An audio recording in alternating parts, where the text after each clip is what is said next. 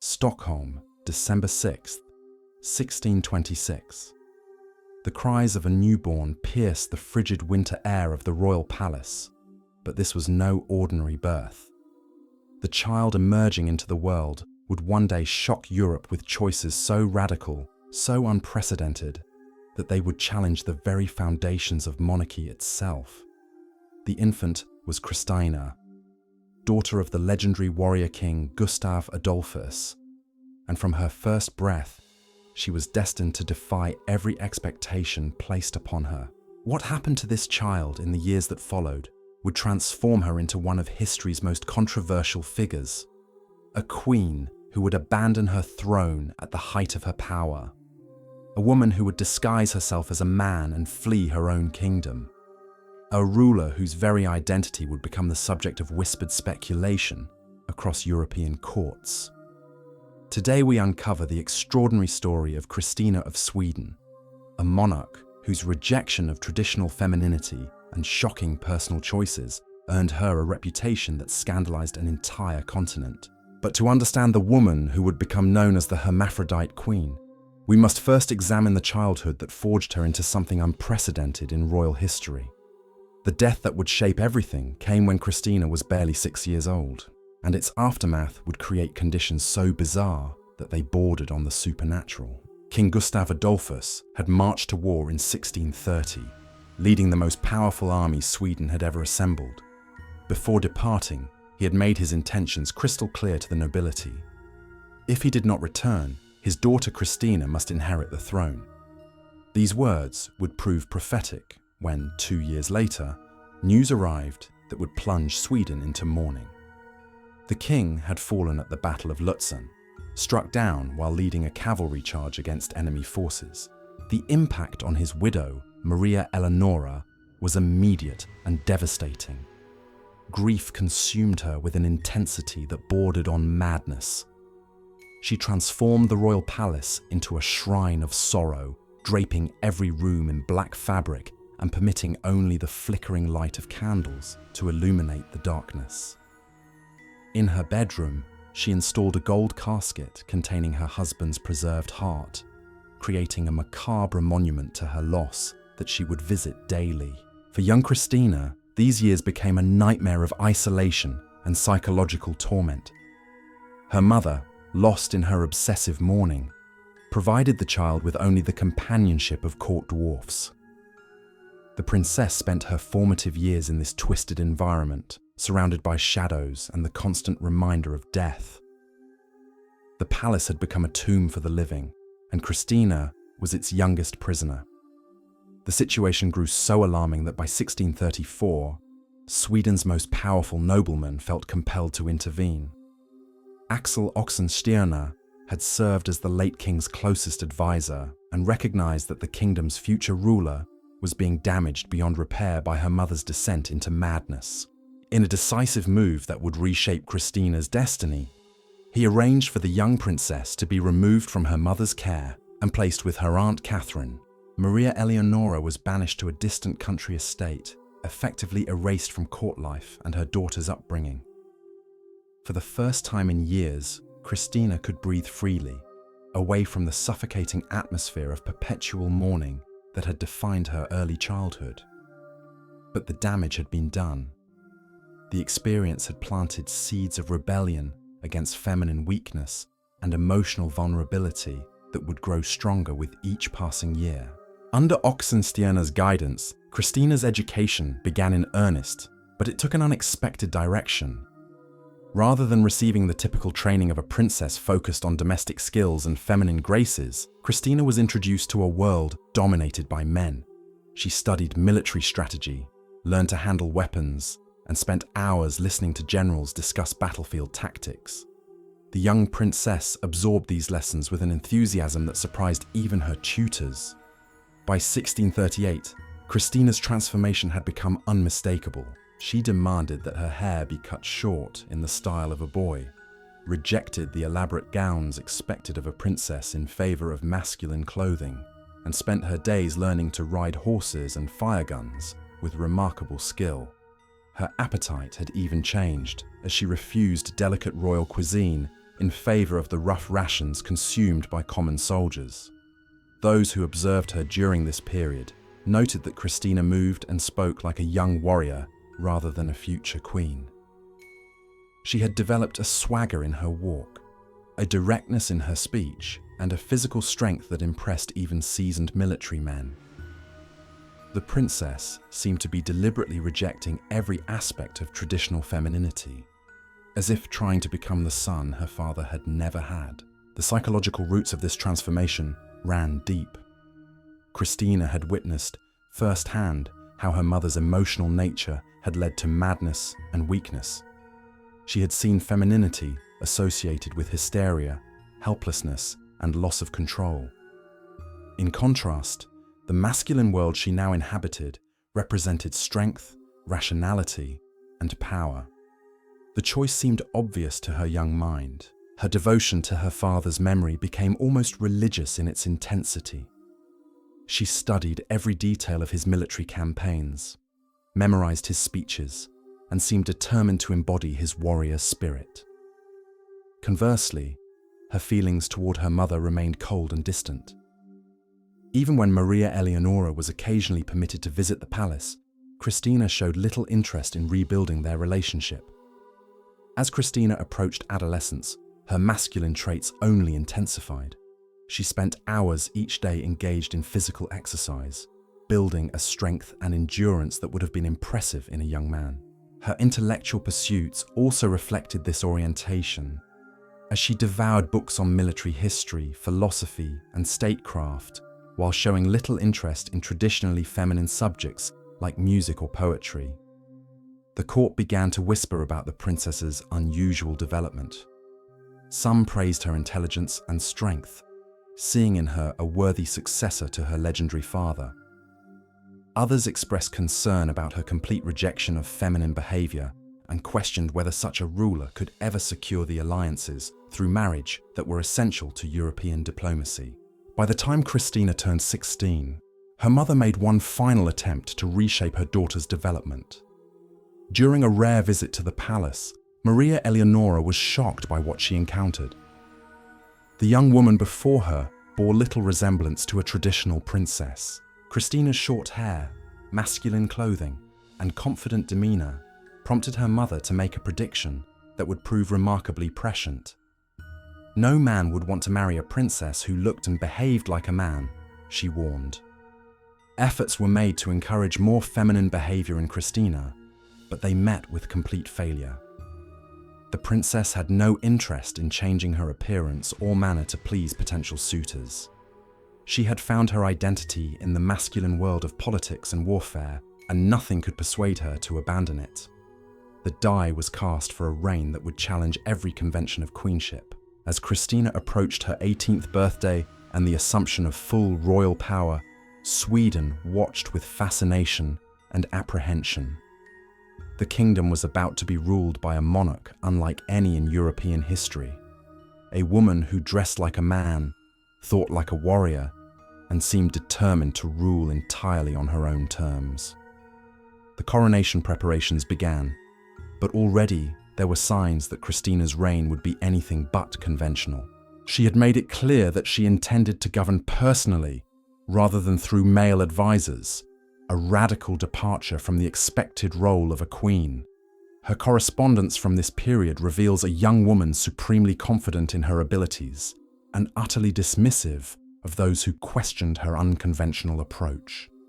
The stage was set for one of history's most extraordinary monarchical reigns, one that would shock Europe with its unprecedented challenges to traditional gender roles and royal expectations. When Christina finally ascended to the throne at 18, her first actions sent shockwaves through the Swedish court that would reverberate across Europe.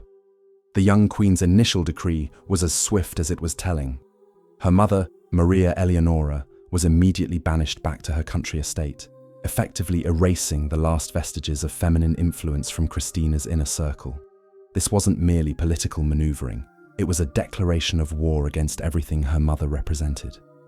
But Christina's second decision would prove even more controversial.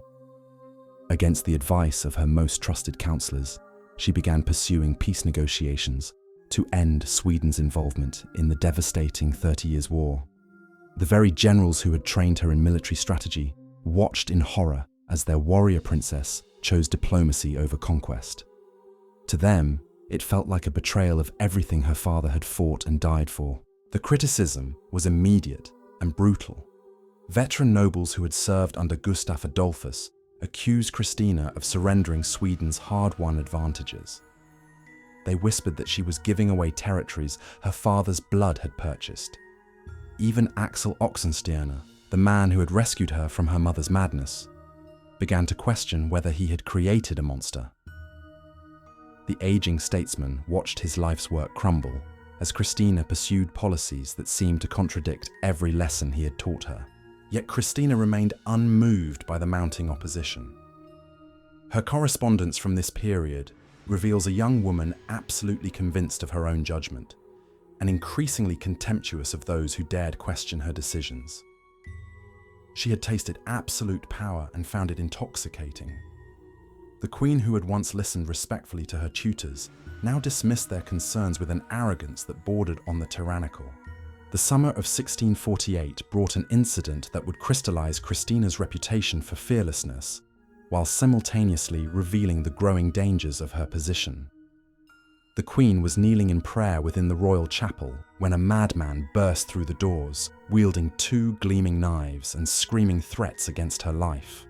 As the assassin advanced toward the altar, most of the courtiers froze in terror. Christina's reaction was immediate and decisive. Without hesitation, she grabbed her captain of guards and physically threw him at the attacker, using his body as a human shield while she drew her own weapon. The would-be assassin was quickly subdued, but the incident left witnesses stunned. They had just watched their queen treat a man's life as expendable while displaying the cold calculation of a seasoned warrior. The assassination attempt seemed to awaken something darker in Christina's personality. She began to view those around her with increasing suspicion and contempt. The queen, who had once craved masculine companionship, now seemed to regard even her closest male advisors as potential threats or tools to be manipulated. Her treatment of the guard captain during the attack had revealed a chilling willingness to sacrifice others for her own survival. It was during this period that Christina's relationship with Magnus Gabriel de la Gardie became the subject of intense court speculation. The handsome nobleman had been her childhood companion and remained one of the few people who could claim genuine friendship with the queen. Christina showered him with gifts, elevated his position at court, and eventually appointed him as ambassador to France. To observers, it appeared that the queen had finally found love, but the reality was far more complex and disturbing. Those closest to Christina noticed that her affection for Magnus seemed less romantic than possessive. She treated him more like a prized possession than a potential husband, delighting in his beauty and charm while showing little interest in his thoughts or feelings. When it became clear that Magnus did not return her romantic feelings, Christina's reaction was not heartbreak, but cold calculation. Rather than pursue him further, she seemed to lose interest entirely, as if his rejection had confirmed her growing belief that emotional attachment was a form of weakness. The queen, who had once craved his attention, now treated him with the same casual indifference she showed to all her courtiers. Magnus became another tool in her political arsenal, valuable for his diplomatic skills, but no longer worthy of her personal attention. This pattern would repeat itself throughout Christina's reign. She would become fascinated with various individuals, both male and female, shower them with attention and gifts, and then discard them once they had served their purpose, or disappointed her in some way. The queen seemed incapable of forming genuine emotional connections, viewing relationships primarily through the lens of power and utility. Christina's intellectual pursuits during this period only reinforced her growing isolation from normal human emotions. She had earned the nickname Minerva of the North for her formidable learning and her ability to engage with Europe's greatest scholars and philosophers. But those who conversed with her noted something unsettling about her approach to knowledge. She seemed to view intellectual discourse as another form of conquest. seeking to dominate conversations rather than participate in genuine exchange of ideas. The Queen's correspondence with leading thinkers of the day reveals a mind that was undoubtedly brilliant, but also increasingly cold and calculating. She treated human relationships like philosophical problems to be solved rather than emotional bonds to be cherished. Her letters display a clinical detachment from human suffering that would have been disturbing in anyone, but was particularly chilling in someone with absolute power over millions of lives. When Christina's coronation finally took place in 1650, the ceremony itself became a statement of her radical departure from traditional queenship.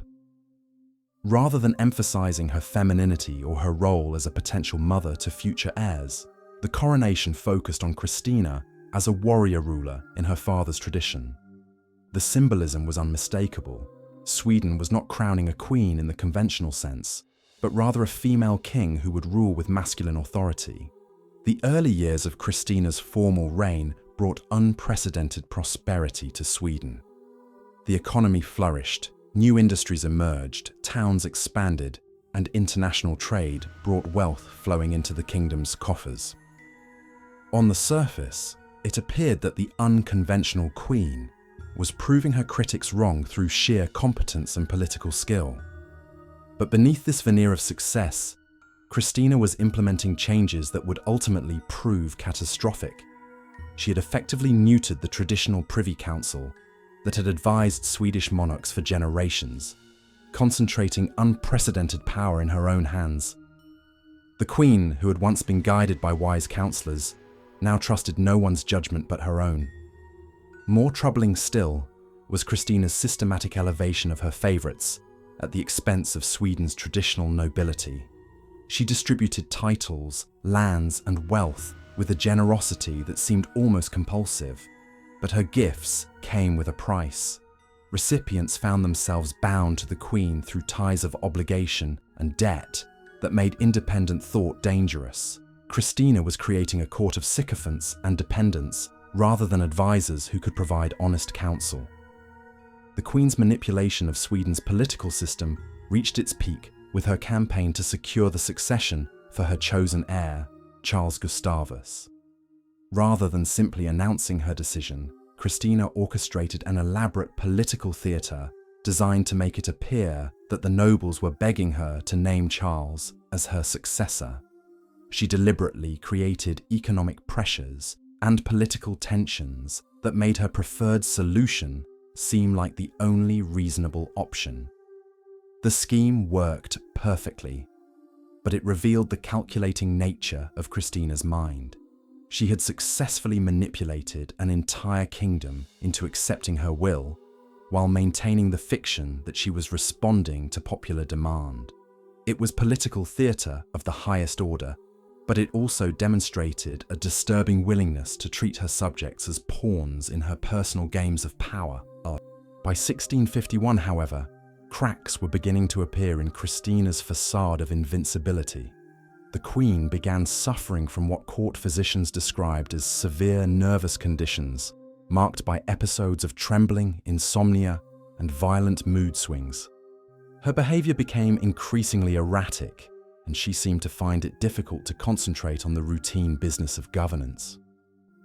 It was during this vulnerable period that Christina became infatuated with a French doctor named Bourdelot, whose unconventional treatments and philosophical discussions seemed to provide the Queen with the intellectual stimulation she craved.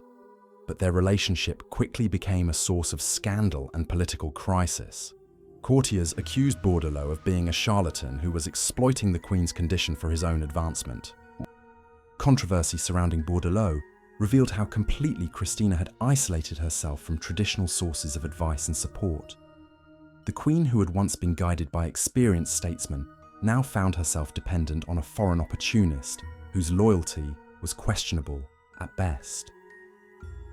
When political pressure finally forced her to dismiss Bourdelot, Christina's reaction was not relief, but bitter resentment against those who had dared to interfere with her personal choices.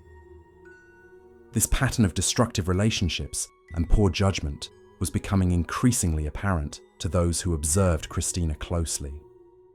The queen seemed drawn to individuals who flattered her intellect while showing contempt for those who offered genuine counsel.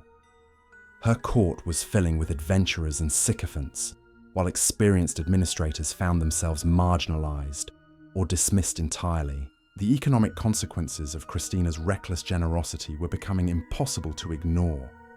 Sweden's treasury, once overflowing with the spoils of military conquest, was rapidly emptying as the queen distributed vast estates and enormous pensions to her growing circle of favourites. What had begun as strategic political investments had devolved into something approaching financial madness. Christina seemed incapable of restraint when it came to rewarding those who caught her attention, regardless of their actual merit or the kingdom's ability to sustain such extravagance.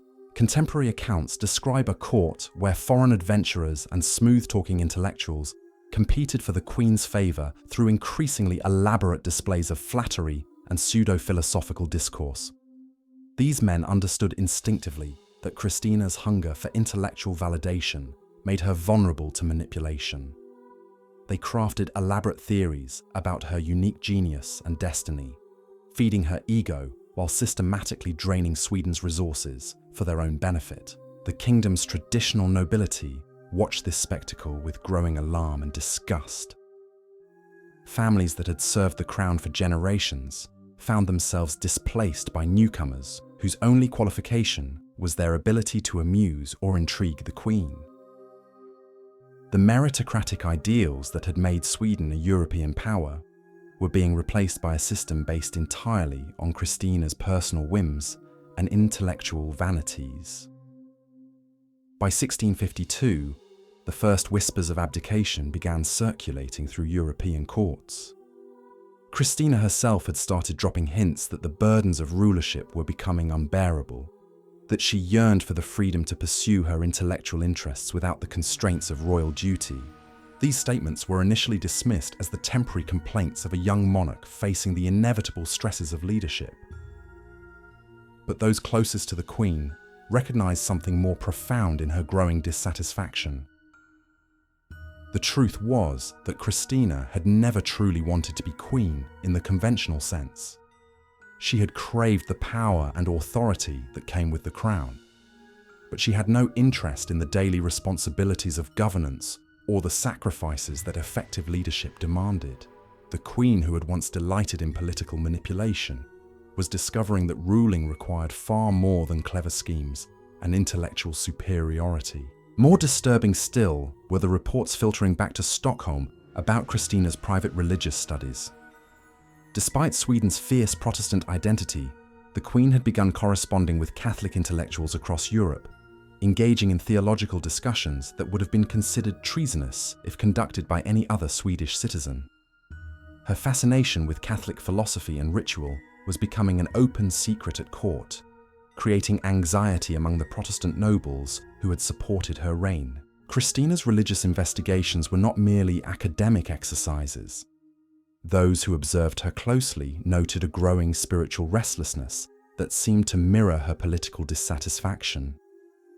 The Queen, who had rejected her mother's emotional Christianity, was now drawn to the intellectual rigor and ceremonial grandeur of Catholicism. She found in Catholic theology a sophistication that Protestant doctrines seemed to lack, a complexity that appealed to her philosophical mind. The political implications of any religious conversion were staggering. Sweden's entire national identity was built on its role as Protestant Europe's great military champion. Christina's father had died fighting to defend Protestant territories against Catholic armies. For her daughter to embrace the enemy's faith would be seen as the ultimate betrayal of his legacy and Sweden's sacred mission. Yet Christina seemed increasingly indifferent to such considerations.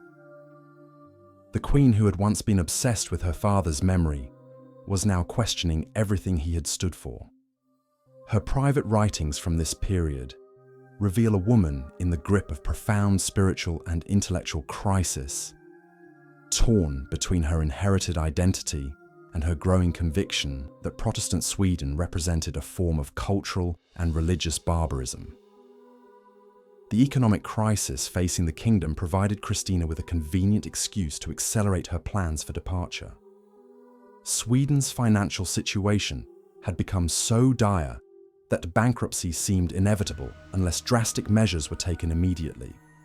The Queen could present her abdication as a patriotic sacrifice, a selfless act designed to allow fresh leadership to address the nation's mounting problems. In reality, Christina was simply abandoning a situation that had become inconvenient and tedious. The woman who had once delighted in political manipulation had grown bored with the actual work of governance. She wanted the intellectual freedom to pursue her religious and philosophical interests without the constraints of royal duty or Protestant orthodoxy. Abdication would provide escape from responsibilities she had never truly wanted to bear. The preparations for Christina's departure were conducted with the same secretive efficiency that had characterized her political manipulations. She began converting her remaining assets into portable wealth while making arrangements for her future residence in Catholic territories. The Queen, who had once seemed utterly committed to Swedish greatness, was now planning her escape with the calculating precision of a military campaign. Meanwhile, the designated heir, Charles Gustavus, remained largely unaware of the full extent of Sweden's financial catastrophe.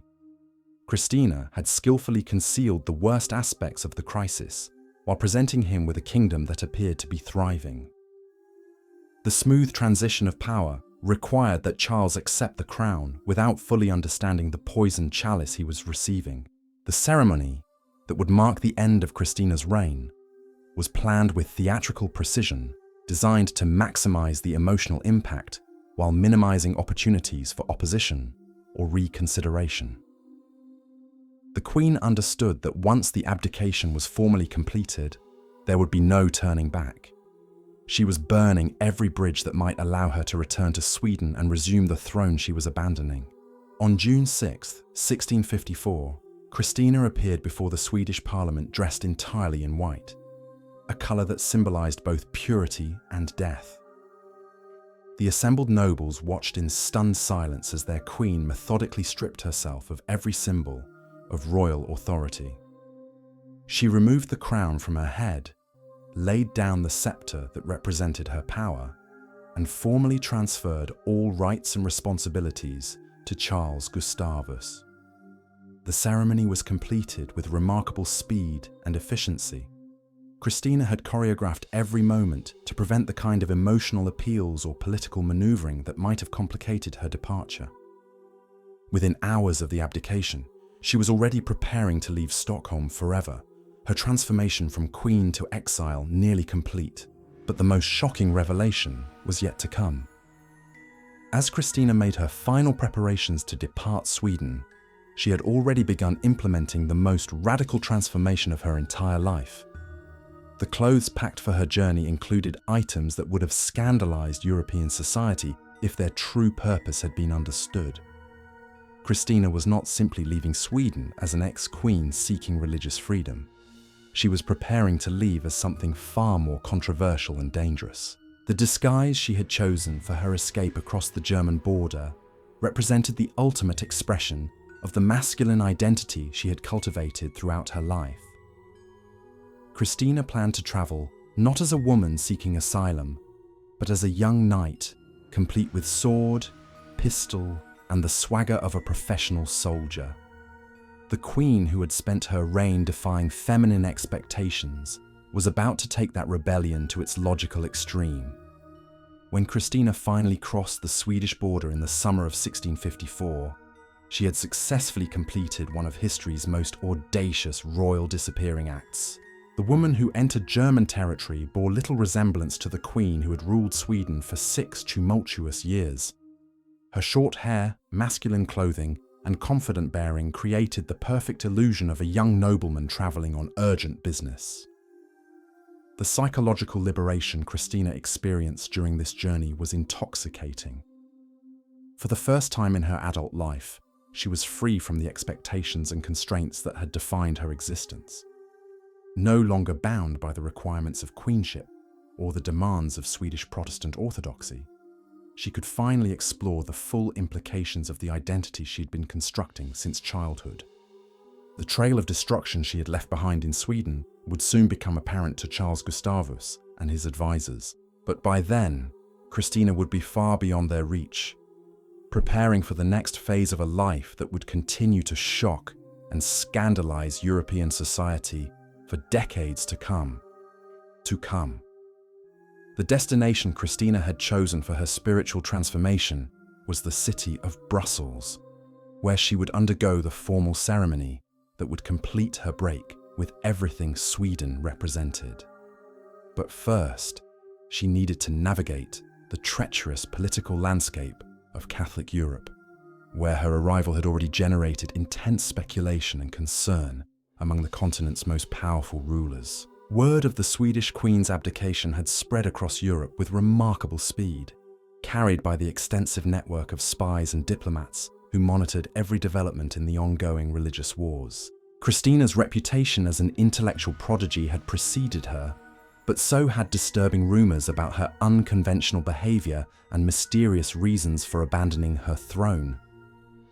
Catholic leaders were torn between celebrating the potential conversion of such a prominent Protestant figure and worrying about the political complications her presence might create. The ceremony in Brussels was conducted with elaborate secrecy, attended only by the most trusted representatives of the Catholic hierarchy. Christina knelt before the altar in September 1654, formally renouncing the Protestant faith she had never truly embraced and accepting the Catholic doctrine she had studied in private for years. The moment marked not just a religious conversion, but the completion of her rejection of Swedish identity itself. Yet even as Christina celebrated her spiritual liberation, she was already planning her next move. The former queen had not abandoned her throne simply to become another Catholic convert living in obscurity. Her ambitions remained as grand as ever, focused now on securing a new crown that would allow her to rule on her own terms. The woman who had found conventional queenship unbearable was convinced she could create a different kind of monarchy, one that would accommodate her unique vision of royal authority. Her first target was the Kingdom of Naples, then under Spanish control but vulnerable to French military pressure. Christina began cultivating relationships with key figures in the French court, presenting herself as a potential ruler who could deliver Naples to French influence while maintaining the Catholic orthodoxy that local nobles demanded. The proposal was audacious in its scope and revealed the calculating ambition that still drove her despite her apparent spiritual transformation.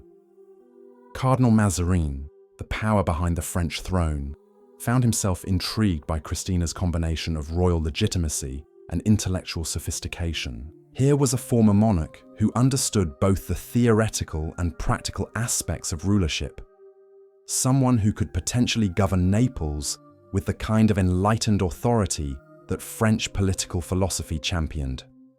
Preliminary agreements were reached, and Christina began preparing for what she believed would be her triumphant return to royal power. But the conspiracy required absolute secrecy and perfect execution. Any premature disclosure of the French plans could trigger Spanish retaliation and doom the entire enterprise. Christina assembled a small circle of trusted agents to manage the delicate negotiations, while maintaining the fiction that she was simply a religious exile seeking spiritual fulfillment in her newfound faith. The man she chose to lead her intelligence operations was Giovanni Monaldeski, an Italian nobleman whose loyalty she believed was secured by generous payments and promises of advancement in her future kingdom.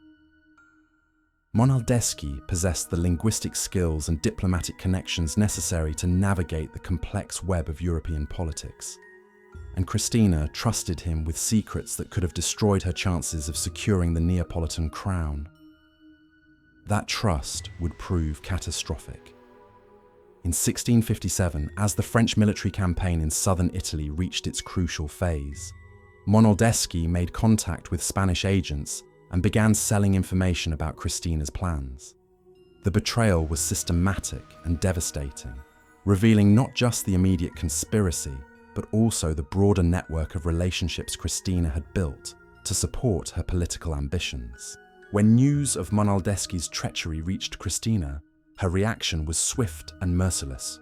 The woman who had once thrown a guard captain at an assassin to save her own life now demonstrated that her capacity for violence had only grown during her years in exile. She arranged for Monaldeski to be lured to her residence at Fontainebleau, where he believed he would receive payment for his continued services. The execution was carried out with a brutality that shocked even the hardened courtiers who witnessed it.